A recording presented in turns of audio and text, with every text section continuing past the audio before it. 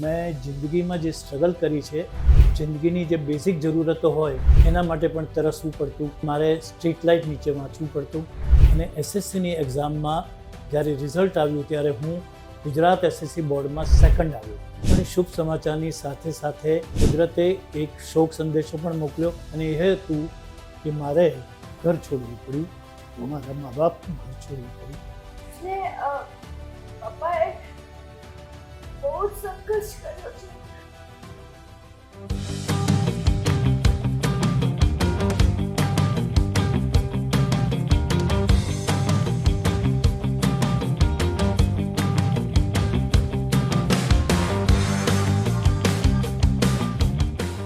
વાહ, આપણે આજે બહુ અલગ પ્રકારનો એક પ્રસંગ કહેવાય. હિતુ મોના ટોક્સની અંદર હું ને મોના તો આવીએ જ તમારા લોકો સાથે, પણ આજે તો મારા મમ્મી પપ્પા એટલે કે બાબુભાઈ થીબા અને મારા મમ્મી જેમને હું ભગવાન માનું છું, એ મારા ભગવાન છે.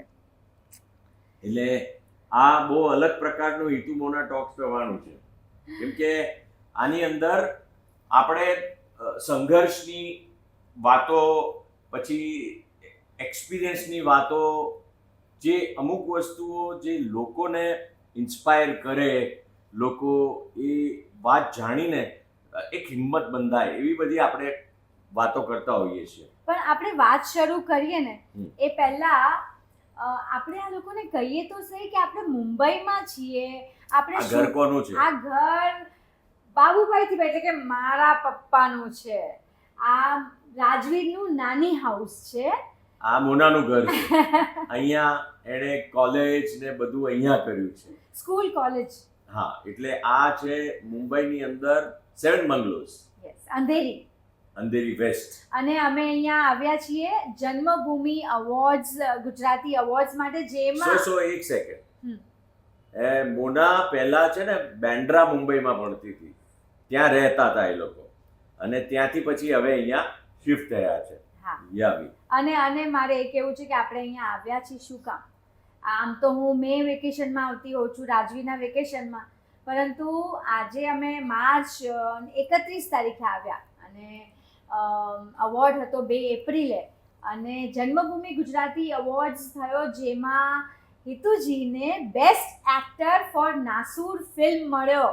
એટલે મને બહુ જ ખુશી થઈ અને પ્રાઉડ ફીલ થાય છે, કેમ કે નાસુર એક એવી ફિલ્મ હતી કે જે બહુ જ આમ હાર્ડ હિટિંગ ફિલ્મ હતી, જેમાં પરફોર્મન્સ બહુ જ અઘરું હતું, જે હિતુજીએ બહુ જ સિફતથી નિભાવ્યું. એટલે કોંગ્રેચ્યુલેશન્સ. Thank you. પણ આ મારા કરિયરની કે મારી લાઈફની વાત જ નહીં, પણ ખાલી મારે હવે આ જે વાત છે એકચ્યુઅલી હમ. આપણે કેમ કે પોતાના મમ્મી પપ્પા પાસેથી બાળકો હોય એ લોકો ઇન્સ્પાયર થતા હોય છે.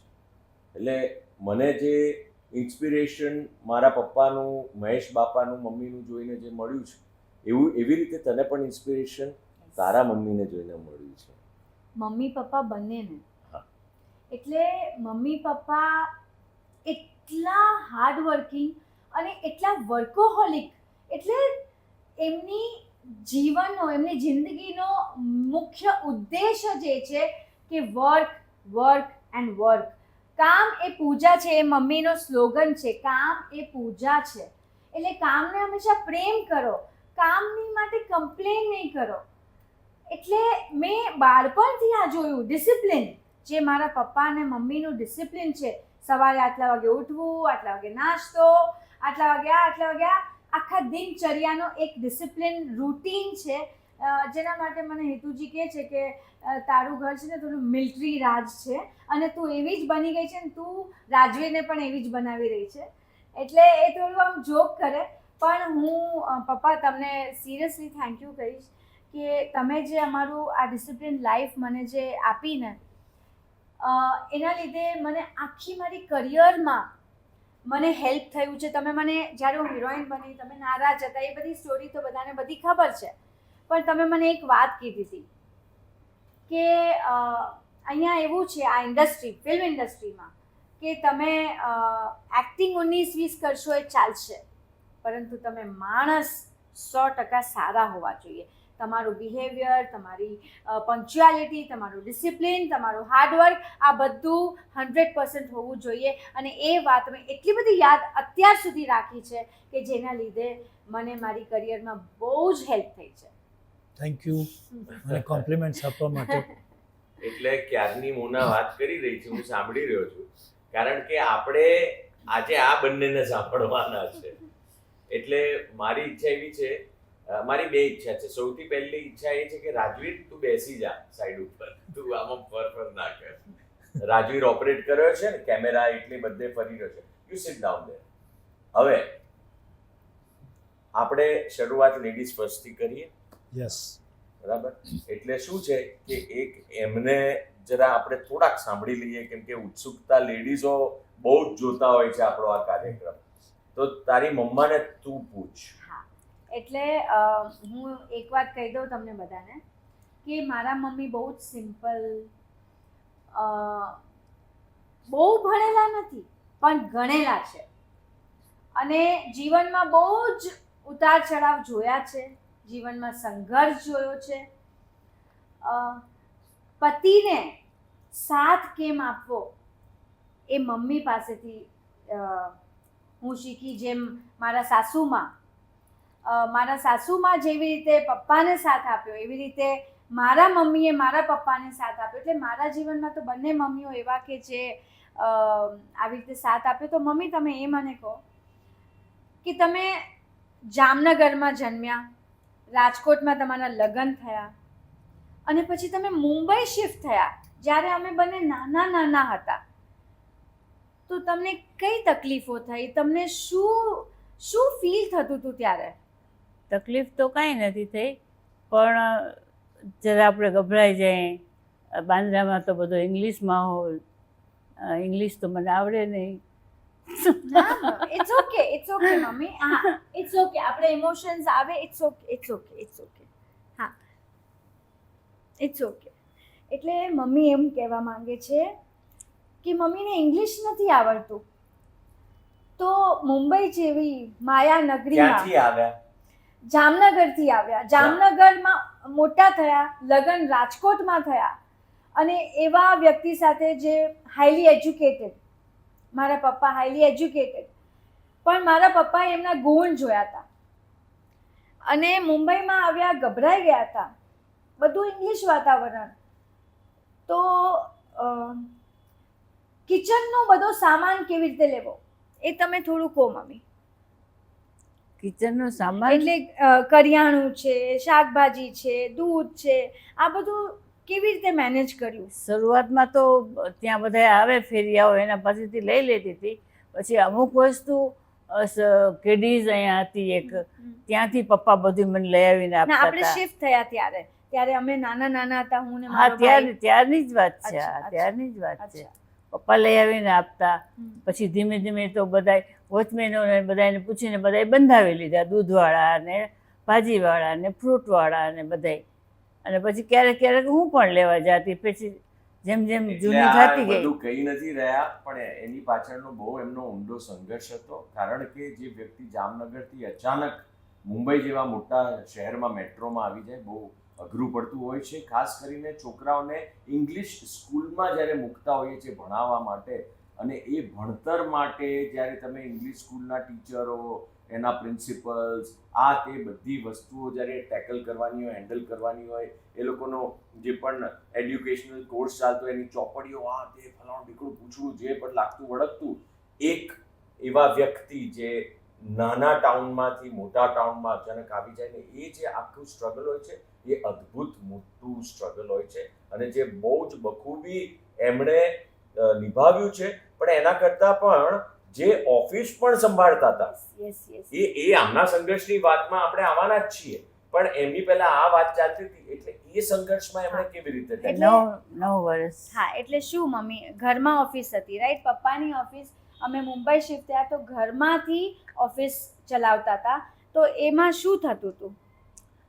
એમાં પપ્પા કામે જાય, બધા લોકો આવે કે બાબુભાઈ છે, તો પછી હું એને બેસાડીને રાખું, ચા પાણી પીવડાવું, હમણાં આવશે. ક્યારેક હવે મુંબઈ જેવું શહેર છે, વહેલા મોડું થઈ જાય, એવી રીતે એમ કરીને ત્યાં હું એડજસ્ટમેન્ટ કરી લેતી હતી.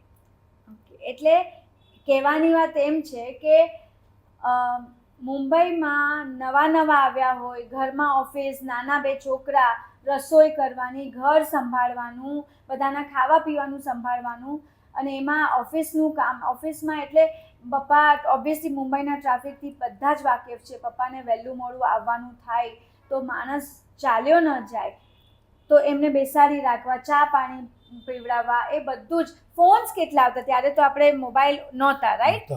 ટેલિફોન હતા પહેલાં આપણા જૂની સ્ટાઇલના. તો એ ફોન્સ બધા તમે હેન્ડલ કરતા, એટલે એમાં તમને જ્યારે ન સમજાય એ બધી ત્યારે થોડું અઘરું પડતું, રાઈટ? બહુ જ અઘરું પડતું. સામેવાળાની વાત ન સમજાય અને પપ્પાને મેસેજ આપવાનો હોય કે આ ફલાણા ભાઈનો ફોન તેને આમ હતો. કીધું છે, આ ફલાણું કીધું છે, આ મેસેજ છે, શું કામ છે, એ બધું મારે લખીને રાખવાનું. અચ્છા, એ તમે નોટ ડાઉન કરીને રાખતા? ના, એ લખીને રાખવાનું. અચ્છા. બીજી કોઈ એમની વાત તને યાદ આવતી હોય કહેવા જેવી? બીજી કોઈ?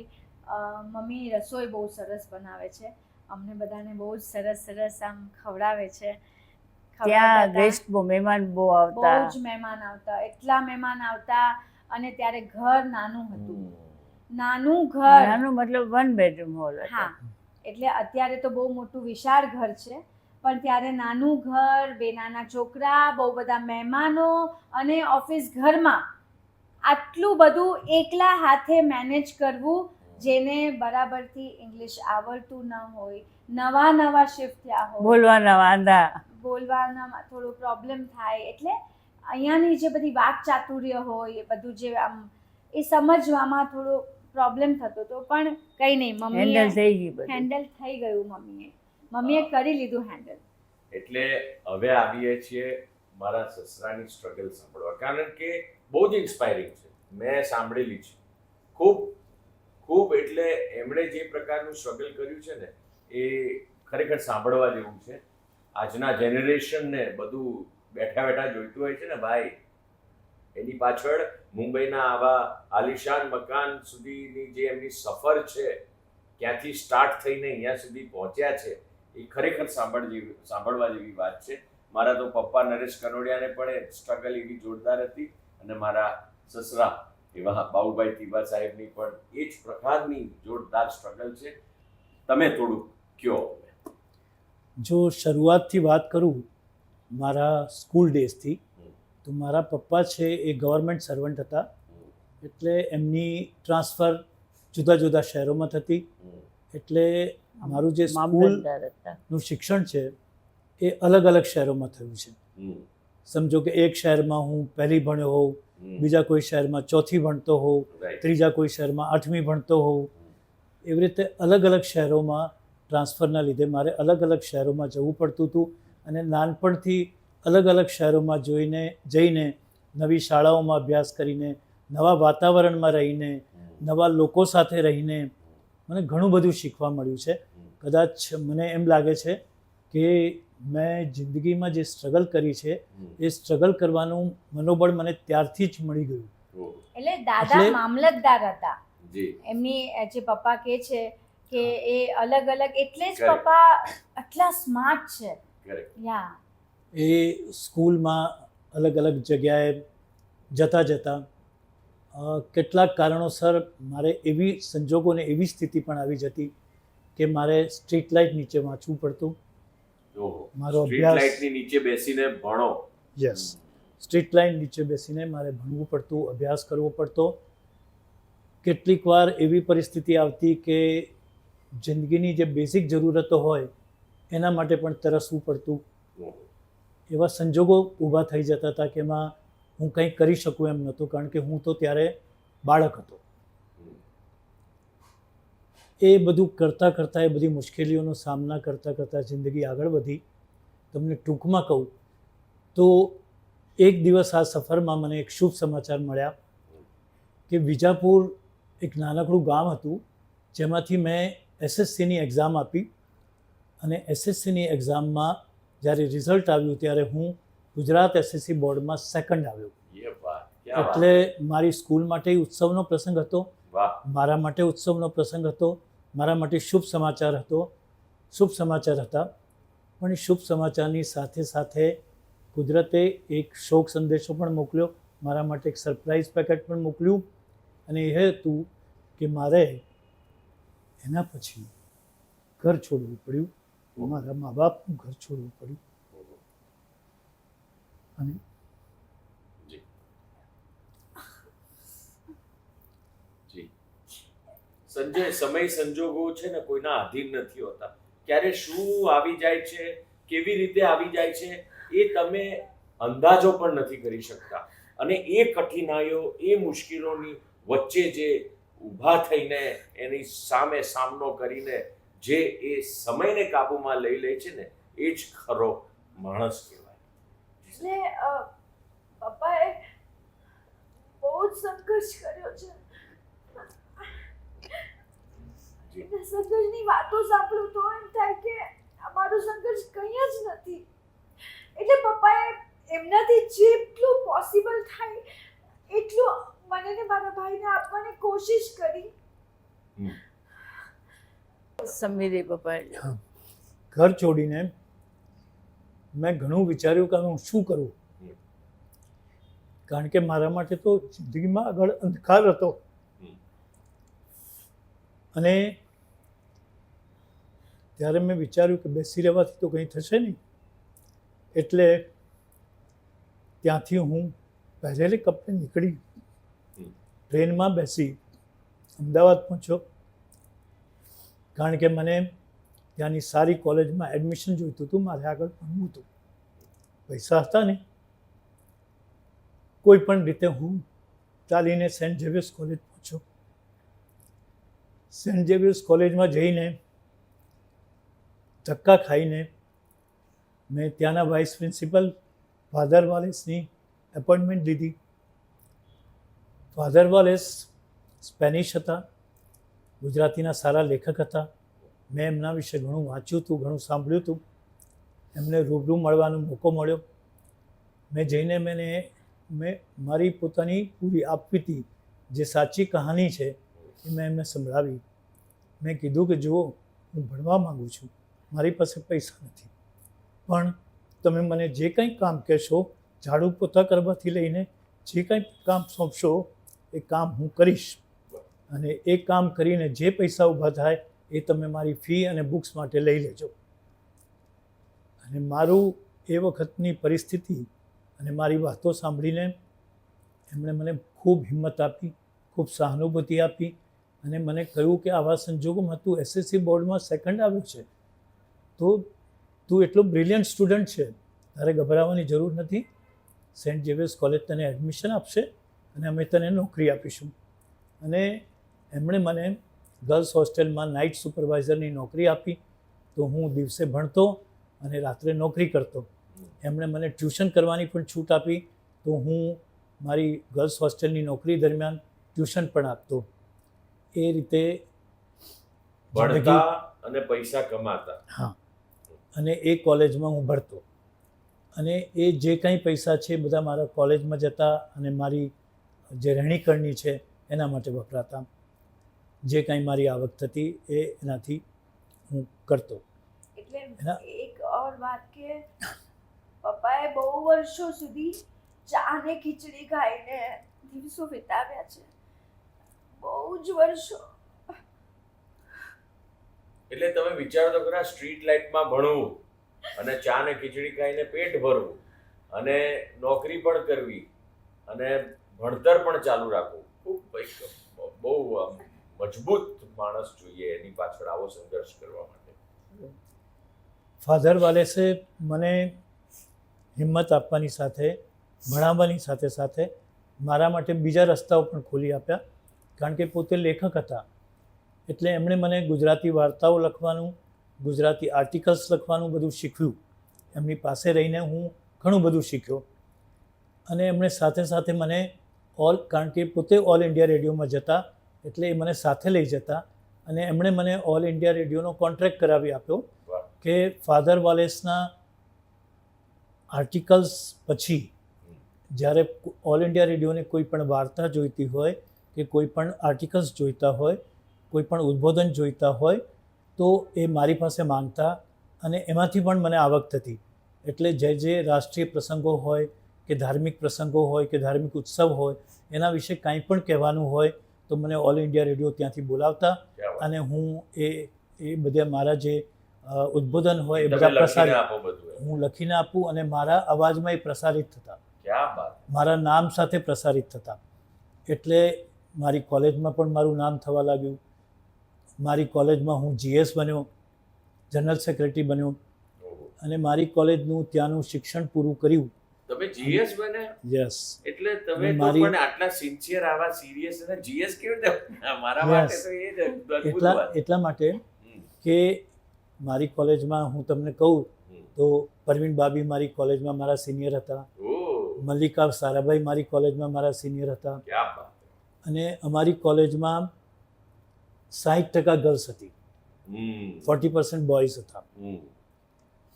પણ ઈશ્વરના એવા આશીર્વાદ કે ગર્લ્સના બધા વોટ મને મળતા. એટલે મોટા અને બધાને હું ટ્યુશન આપતો, કેટલાય પાસેથી ફી પણ નહીં લેતો, કોલેજના ઘણા બધા કામ કરતો. એટલે ધીરે ધીરે મારી લોકપ્રિયતા વધતી ગઈ હતી. એટલે મને GS બનવું થોડું આસાન થઈ ગયું હતું. અને હું કોલેજની બધી ઇલોક્યુશન કોમ્પિટિશન હોય કે ડ્રામા કોમ્પિટિશન હોય તો હું ડ્રામા ડાયરેક્ટ કરતો, દરેક સ્પર્ધામાં ભાગ લેતો, કોલેજ માટે બધા મેડલ્સ લઈને આવતો.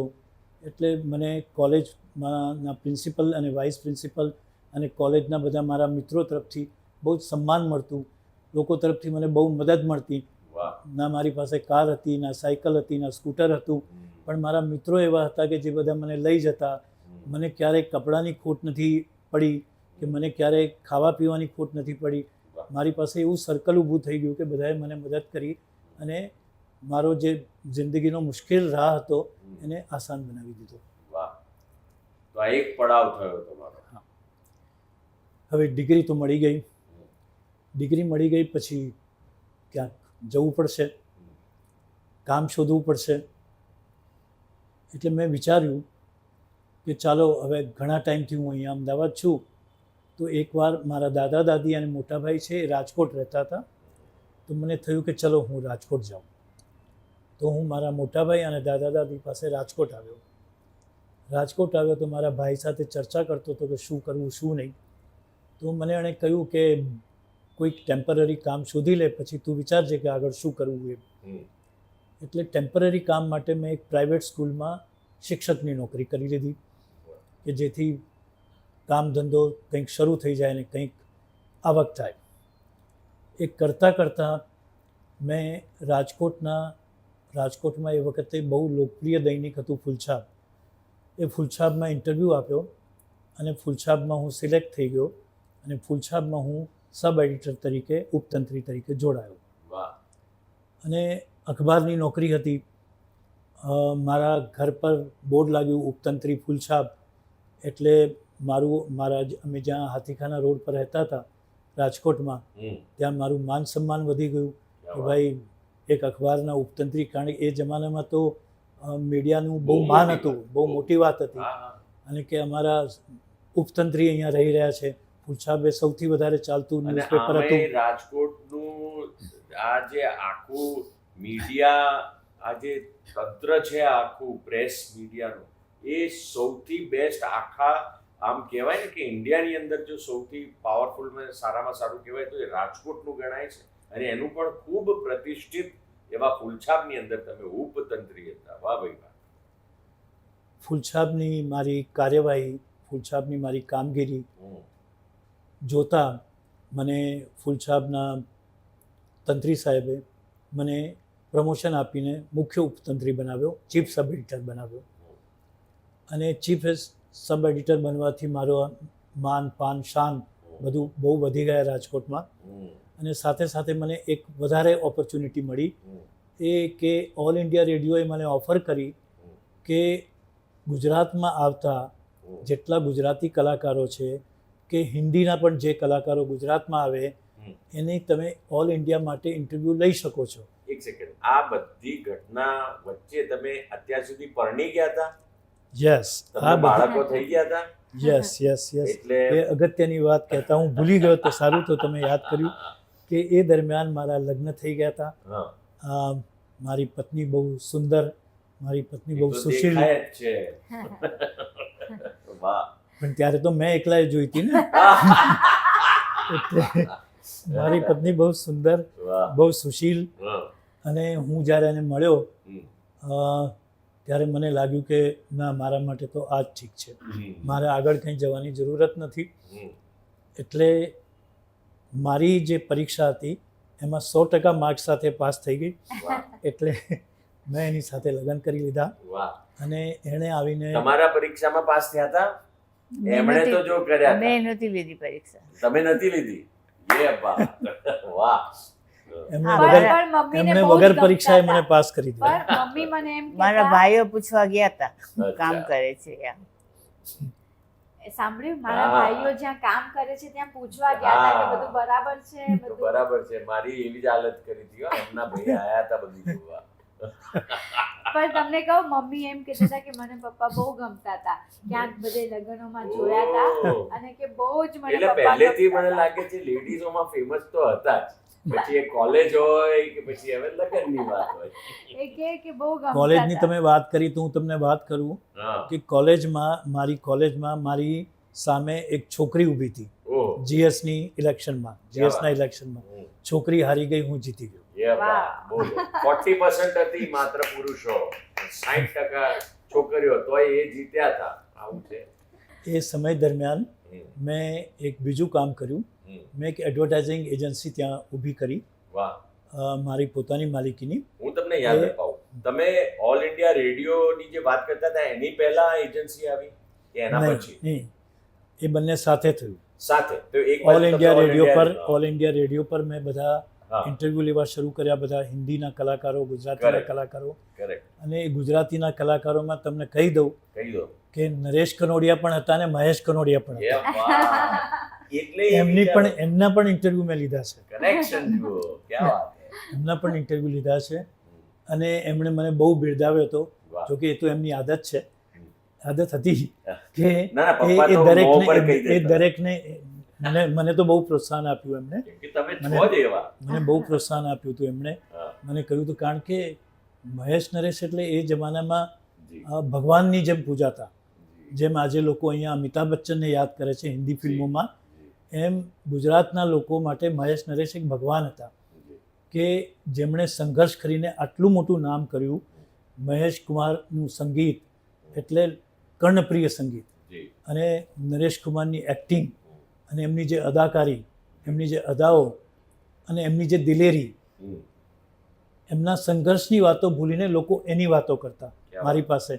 વાહ. લોકો જ્યારે એમના ઇન્ટરવ્યૂ પ્રસારિત થતા, હમ. ફૂલછાપમાં આવે કે ઓલ ઇન્ડિયા રેડિયો પર આવે, ત્યારે મને એટલા બધા કોમ્પ્લિમેન્ટ્સ મળતા. મને લોકો કહેતા કે તમે એટલું સુંદર સવાલો પૂછ્યા છે ને એમને એટલા સુંદર જવાબો આપ્યા છે. હમ.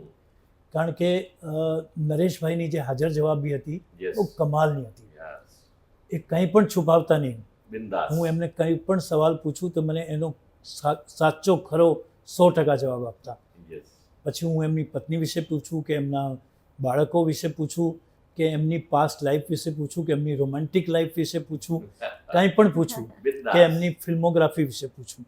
પછી પબ્લિસિટીના એમના- બિઝનેસનું તમે પપ્પા કહેતા હતા.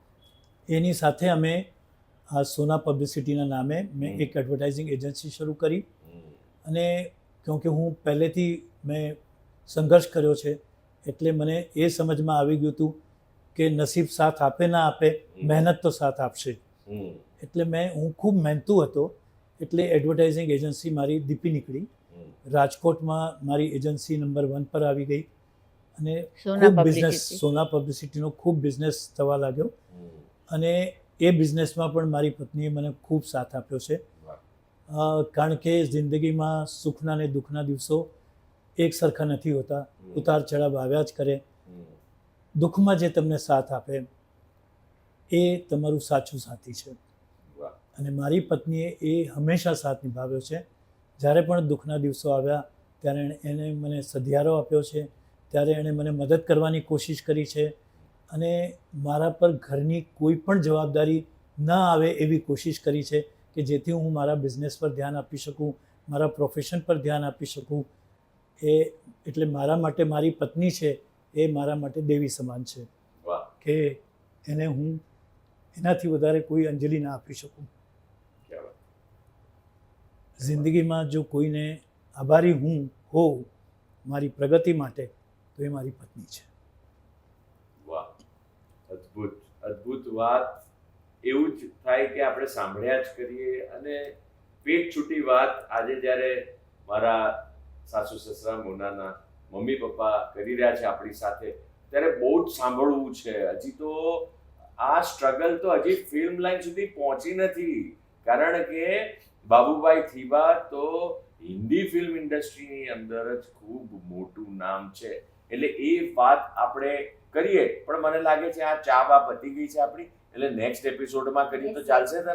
ચાલશે. તો આપણે અહીંયા બ્રેક કરી લઈએ અને પછી નેક્સ્ટ એપિસોડમાં પાછા આવીએ. નેક્સ્ટ એપિસોડમાં ઇમ્પાની વાત કરશે. ઇમ્પા શું છે કે તમે કહી દો. પછી બોલિવૂડના એક્ટર્સની shows in foreign country, events. એવું છે કે બાબુભાઈ થીબા પોતે પ્રોડ્યુસર રહ્યા છે Indian motion picture producer association, જે બોમ્બેની અંદર બહુ જ મોટી એક સંસ્થા છે, બધા મોટા મોટા ઓલ ઇન્ડિયા પ્રોડ્યુસરોની. એના એ ટ્રેઝરર પોતે છે અને વર્ષોથી એનું આ નામ સંસ્થા ઇમ્પા માટે છે. કામ કરી રહ્યા છે અને જાતે પ્રોડ્યુસર પણ છે. અને તમને લોકોને ગમે એવી વાત કે મોટા મોટા હિન્દીના સ્ટાર્સના એ મેનેજર પણ રહ્યા છે. એટલે આ બધું અદ્ભુત પ્રકારનું કરિયરની આપણે આખી વાત ફરીથી સેકન્ડ એપિસોડમાં પૂરી કરીશું. યસ. ઓકે, તો અત્યારે હા, બસ જો અત્યારે અમે તમારી સાથે જે શેર કર્યું એ મારા પેરેન્ટ્સના વિચારો, અમારા વિચારો છે. બાકી તમને ખબર જ છે તમારે તમારી લાઈફમાં શું કરવું એ તમારાથી વધારે કોણ જાણી શકે. અને આ વિચારો વિચારવા જેવા ખરા હો. આપણા young generation, man, take it in your life, કારણ કે આ બધું જ આપણને આગળ જતા લાઈફમાં ઇન્સ્પાયર કરી શકે છે. નેક્સ્ટ એપિસોડમાં મળીએ બધા. સો સ્ટે હેપી, બી પોઝિટિવ. અને મારા પપ્પાની એક વાત યાદ રાખજો, જે મેં હંમેશા યાદ રાખી. અત્યારે પપ્પાએ કહ્યું કે નસીબ સાથ આપે ના આપે, મહેનત તો સાથ જરૂર આપશે.